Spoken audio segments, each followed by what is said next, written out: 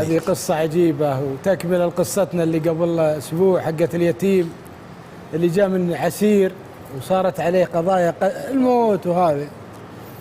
هذا اليتيم الفقيه أحمد طبعا راح الوادي الصفراء وتزوج حرمة متزوجة قبله برجلين. الرجل الأول جابت منه ولد اسمه حاتم، وحاتم هذا ركب على بعير اسمه صفوان، وصفوان هج ولا عاد يدرون عن حاتم. إلى فترة صاحبنا هذا اللي هو إبراهيم بن أحمد العسيري راح للشام بيوسع صدره، عنده صديق له في السفارة يقول بتمشى، والكلام هذا قديم جدا يعني نتكلم عن 50 سنة 45 سنة. يقول فوصلت صاحبي في السفارة هناك في سوريا وجلست عنده 3 أيام ثم انتقلت إلى حمص. فيقول جيت خدت لي شقة في حمص، يقول قمت أتمشى وجيت لي في حديقة ولقيت هاك العجوز اللي الحزن كله في راسها.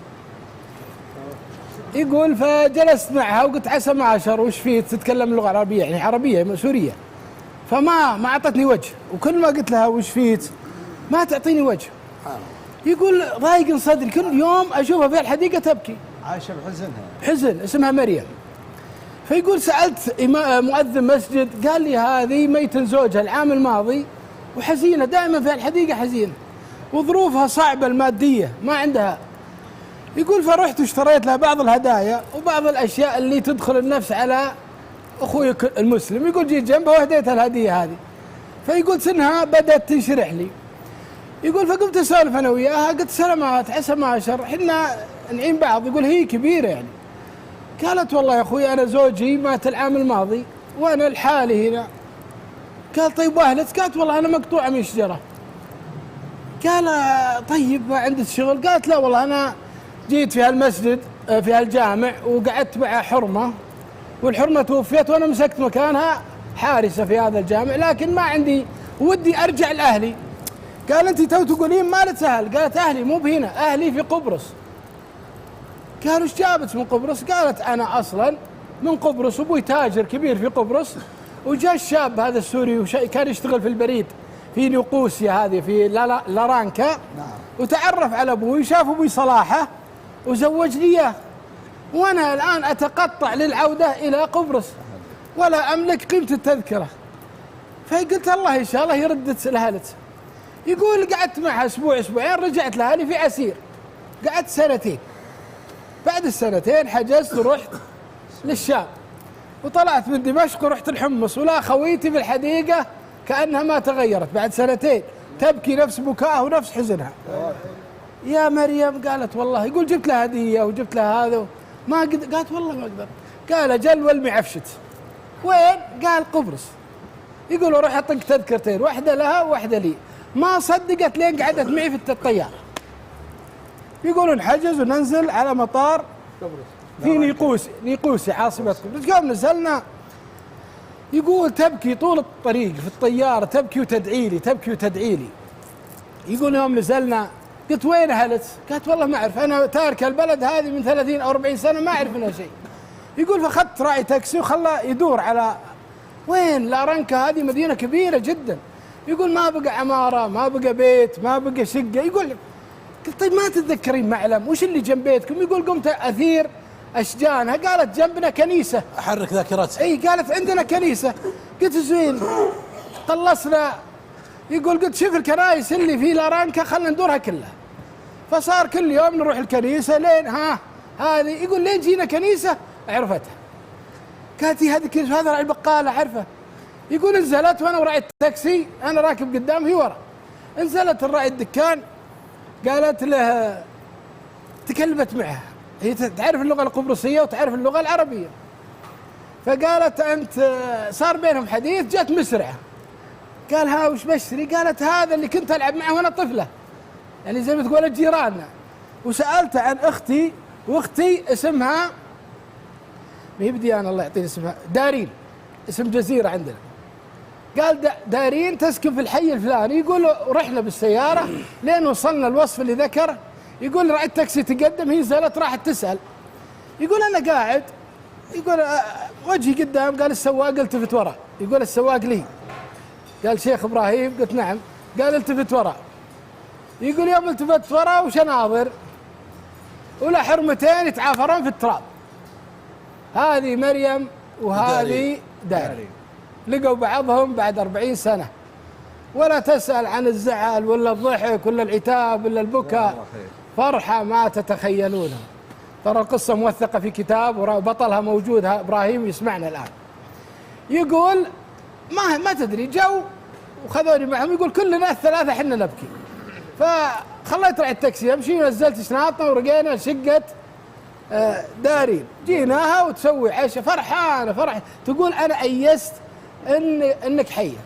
يقول فجلست معه في الشقة وسووا لها كل يوم حفلة، ولا عندها بنت ما شاء الله تبارك الله متزوجة رجال، وكلهم يتحدثون اللغة القبرصية ما عدا مريم اللي جت معي وهي اللي تترجمني. رحنا عندهم كم يوم أو 3 أيام 4 أيام، صار فيها حفلة وصار فيها مناسبة وتعرفت عليهم وتعرفوا علي. فقلت يا مريم بنروح لسوريا؟ قالت لا أنا بقعد عند أختي. قلت أنا أجل بروح لبلدي. فسبحان الله ودعوني، ودعتني بنت دارين في المطار مع زوجها، وعطتني مفتاح شقتها في حمص، تقول سلمة الراعي السكن. رحت بالمفتاح وسلمته للراعي هذا ورجعت للسعودية. قعدت 2 أو 3 بس صرنا نتراسل بالخطابات. جتني رسالة من قبرص إن دارين تطلب كلحل توفيت، فحجزت ورحت القبرص وحضرت العزاء تم يعني. فحضرت ولقيت مريم وقعدت أنا وياها نسولف ونضحك. وحنا في الكلام هذا جتنا جارة لهم ومتحجبة ودينة ولا تتكلم العربي، فقامت فرحانة. أقولها ليش هذه فرحانة؟ أقولها المريم. قالت هذه بتحج. قال شلون ما قد حجت؟ قالت لا ما هذه حجها السنة هذه وفرحانة أنها بتحج. قامت مريم تبكي. قلت يا مريم ليش تبكين؟ قالت أبوي دائما يقول جعلني أموت في بين المدينة ومكة. ليش بين المدينة؟ قال أصله من هناك. شلون أصله من هناك؟ قالت أبوي جاء عندنا وعمره 6 سنوات وخذته حرم جامع قبائل عنزة للشام، وجاء ولقيته واحدة اسمها اسمها رباح الله يعطيني اسمها، واخذتها معها لتركيا وعاشت معها لتركيا، ثم راح القبرص وتزوج أمي وجاب أنا وأختي وجاب 3 أولاد. قال شو اسم أبوك؟ قالت حاتم. ترى مهما قلت مهما تكلمت القصة لا ما تتصورونها. ما درى عن هذيل صاروا من عيال أخوه من أمه. البنتين هذه إبراهيم صار عمهم.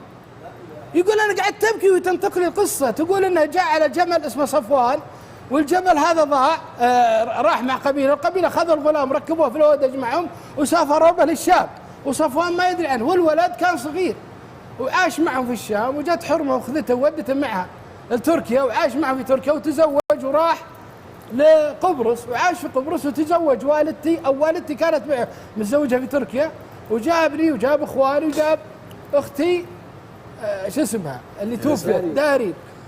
يقول انا اصيح البنات وهذا كلهم يتكلمون بالقبرصي. انا مع مريم تقول لي صيح عليه انت، تصيح على ابوي وش عرفك فيه يعني؟ يقول ما قدرت اتكلم، ما هذا اخوي الكبير يعني. يقول امسكه على جنب وقص لها القصه كامله. قلت هذا حاتم اخوي من امي وفقد على جبل، وامي باعت جميع ما تملك تبحث عنه من اغنام من هذا ولا لقيته، وانا جاي في تمشيه اكسب فيك اجره وديت لها لتصيرين انت بنت اخوي. فسبحان الله عاش يعني. يقول رحت وجبت ذبيحه وذبحنا وسوينا حفله وتعارف، وصارت هذه البنت بنت اخوي، وصار يعني عمها، بس عمها من يقول وصار بيننا شيء يا اخوان مهما قلت مهما تكلمت القصه من اعجب القصص. يقول انا عندي عمل ومرتبط باجازه معينه، فقلت لها روحي معي السعوديه ادبر لك حج وهذا. قالت مريم خلني هنا وارتب ان شاء الله، بس بيصير بيني وبينك مراسلات. يقول جيت للسعوديه وقعدت لي فتره، جاني خبر بوفاه مريم. يقول رجعت حضرت عزاها وما بقى شريدتهم الا البنت اللي اسمها شو اسمها بنتهم اللي متزوجه. يقول ايضا صار بيني وبينها مراسلات. يقول يوم جيت الجنوب قعدت فيها حوالي 1 2 جاني رساله من جيرانهم ان البنت وزوجها رايحين تركيا بطائره، وطاحت الطياره، توفيت البنت وتوفي زوجها، فانقطع نسل اخوي حاتم. فيقول هذه القصه صارت لي عبد الله، اسمه الشيخ ابراهيم عسيري من محاي العسير، موجود، هو قصته على ابوه احمد، هو اللي قصه اليتيم اللي راح للهند وراح لليمن ورجع لوادي الصفراء، وهذه تكمله القصه، واسال الله العلي العظيم ان ينفع فيها. الله يسعدك، الله يبيضك.